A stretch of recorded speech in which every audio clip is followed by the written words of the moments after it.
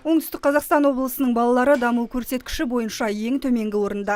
Осындай нәтиже ел балалары мен аналары арасында жүргізілген статистика жинағында шықты. Елімізде осымен екінші рет шығарылып отырған кітап оңтүстік жұртшылығына таныстырылды. Кітапта бұдан өзге 5 жасқа дейінгі балалардың екпе егу, тамақтану жағдайы, сонымен қатар аналардың туу көрсеткіші, түрлі зиянды препараттарды қолдану сияқты зерттеу жұмыстарының қорытындысы шыққан.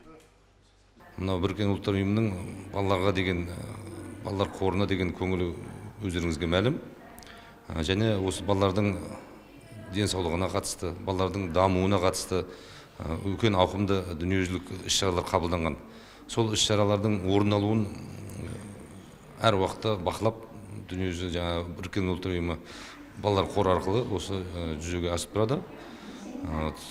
Осы ақпараттандыру мақсатында халықты Қуантарлығы, оңтүстік аналары зиянды заттарды қолдануда ең төменгі орында екен.